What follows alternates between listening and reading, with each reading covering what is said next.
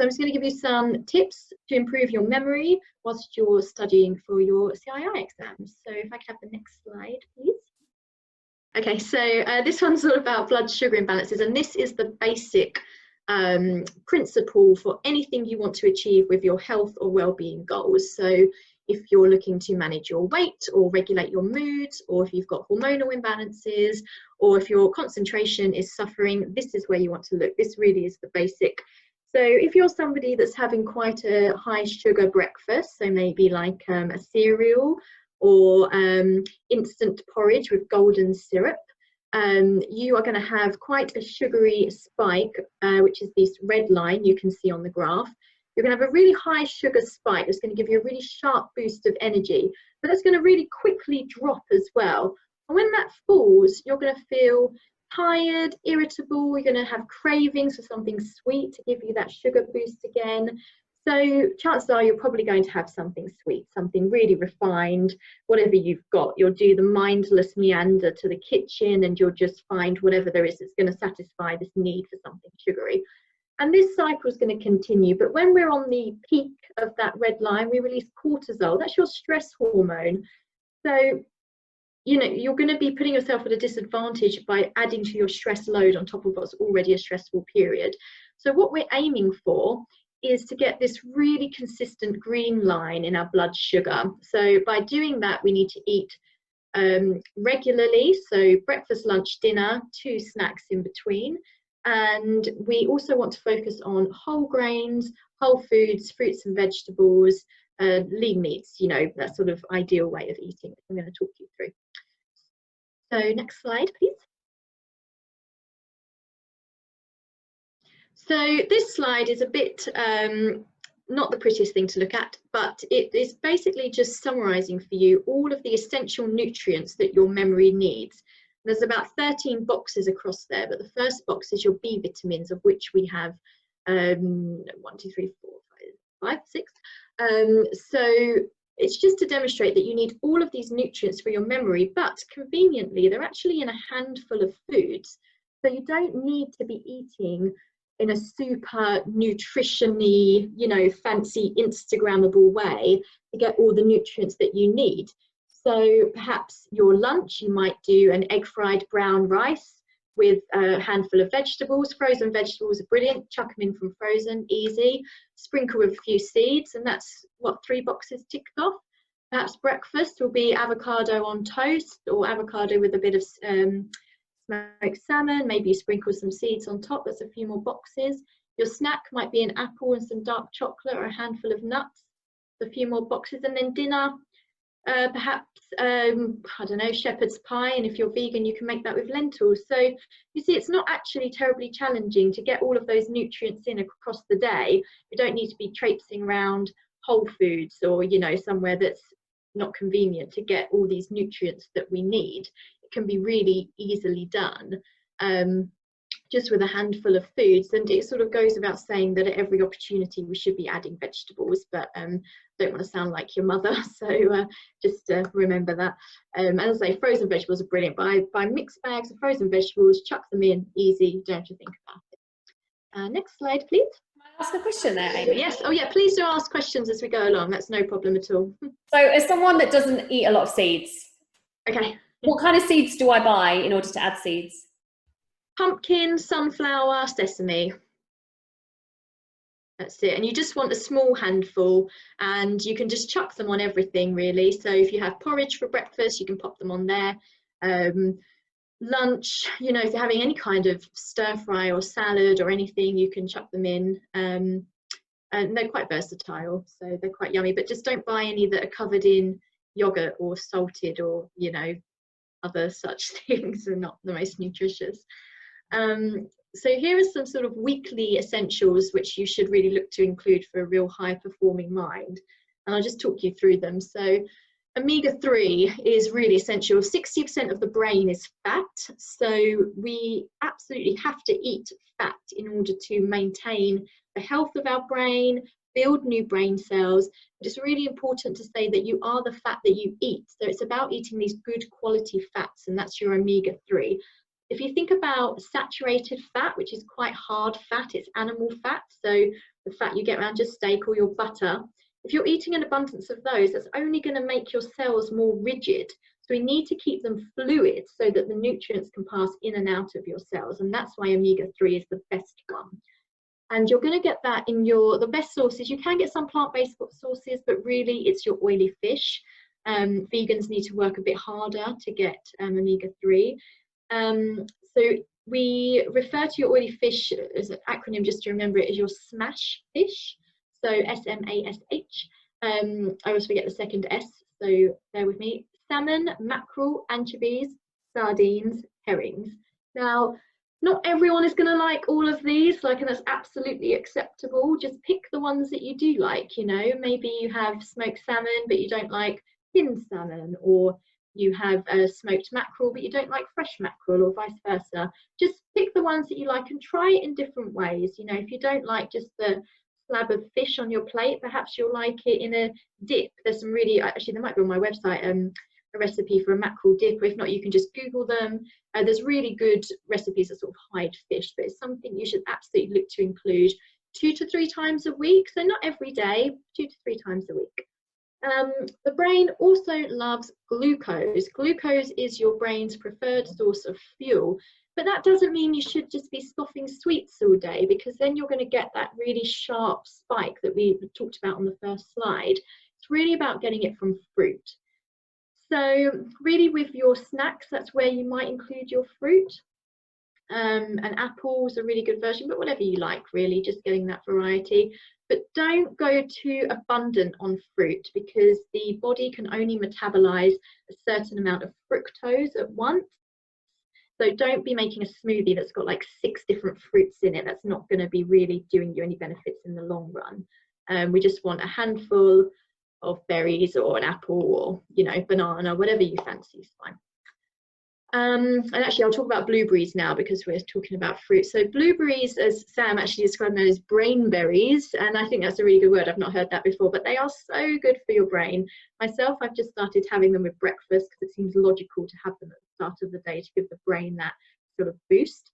And they contain a plant-based nutrient called anthocyanins. Cyan, if you think about the colours, that's where that word sort of comes from. And they accumulate in the brain. They're actually an antioxidant, so they really protect your brain against oxidative damage from various toxins, whether food-based or whatever else comes into contact with the body. So by eating these foods, they accumulate in the brain and can really help improve brain cell function.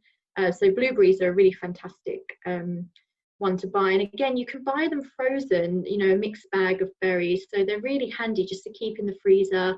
Perhaps or Grace was saying that she uses frozen berries as the ice for her smoothies, and that's a really good way to use them as well. So they're a really good one to include.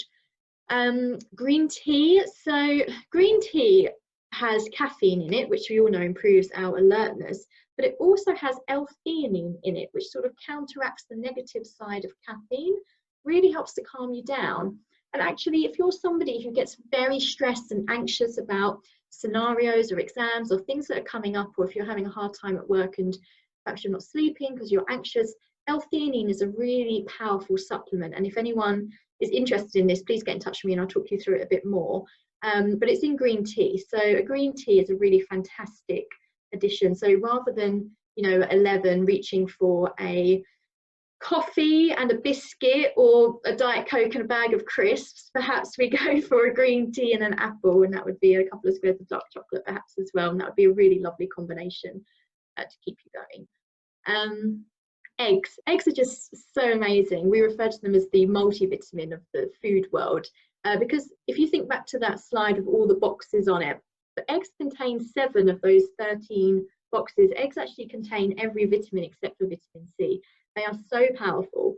So if you like eggs, eat them. Breakfast, lunch, dinner, no more than 3 a day. All the studies we know about eggs, and just cholesterol and all of that sort of thing you may have read about, up to 3 a day has been shown to be perfectly safe. So you might have, but I think 2 really is a portion if we're talking about how many to eat. So you might have eggs for breakfast, that's not unusual. Eggs for lunch, frittata, mackerel and beetroot frittata. Then you've got your anthocyanins, you've got your oily fish, you've got your eggs. That's a really fantastic one. Frittatas you can freeze as well and then just defrost them, so super quick if you're studying and short for time, but eggs definitely worth including. Turmeric has been really shown to be beneficial in Alzheimer's sufferers, but you know, it's all to do with memory, and I think it's a really fantastic thing to include. So turmeric lattes are quite popular. The thing to say, and you can buy a little tub of turmeric latte powder, you know, like you would hot chocolate. The thing to say about turmeric is if you're going to make one at home, you need to have it with a bit of fat and a bit of black pepper. That helps activate the compounds in turmeric which are beneficial. So if you're going to make a latte with it, if you're using milk that has fat in it, so semi-skimmed or full fat, that will be fine. Or if you're going to use a plant-based milk, you probably want to use something like a coconut milk, which has got fat in it, and then just a little sprinkle of black pepper in it. And you can put cinnamon and a bit of honey and all sorts, and it's lovely. So again, instead of your 11 o'clock coffee, maybe you have a turmeric latte.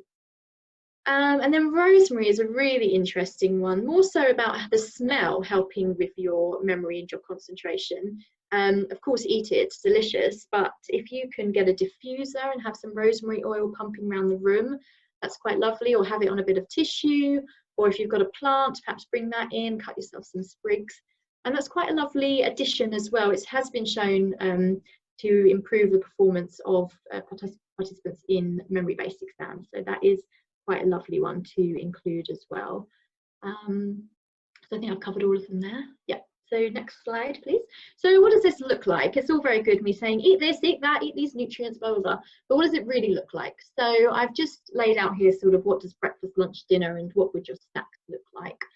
So breakfast, if we can kind of forget this idea of having toast and jam or cereal, then we will do ourselves huge benefits. And I think if you don't know where to start, if you're a bit overwhelmed, you know you need to make a change, breakfast is the place to start. Just do breakfast, don't worry about the rest.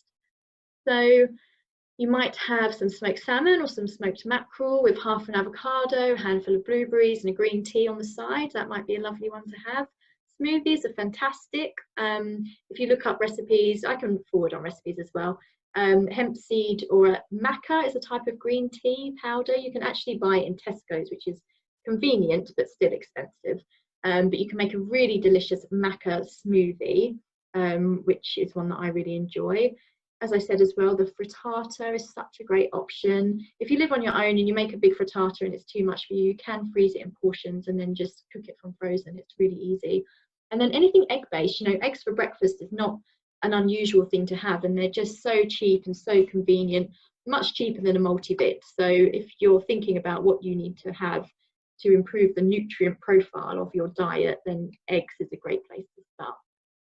Lunch, I'm really a big fan of anything that can be batch cooked. So any kind of curry, you know, stew type thing is brilliant. And I'm not against buying pre-cooked rice or lentils or, you know, any of that, because we're all working from home, we're not buying our lunch out anymore, and we need help. So get your pre-cooked rice, add an egg, add some frozen veggies, 10 minutes, you're done. So anything you can batch cook, anything that's pre-cooked to help you out. Salmon and veggies, again, lovely choice. Salmon you can buy frozen and cook from frozen, really convenient. Dinner, you know, really basic everyday foods, really. A shepherd's pie, you know, lamb, bit of rosemary, anything like that, or a frittata. It doesn't have to be super Instagram nutrition-y.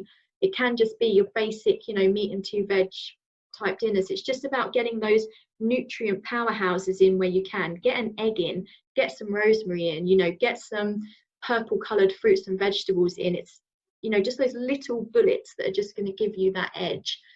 And then snacks is really where you're going to capitalise. Forget about the biscuits and the chocolate bars and the sweets.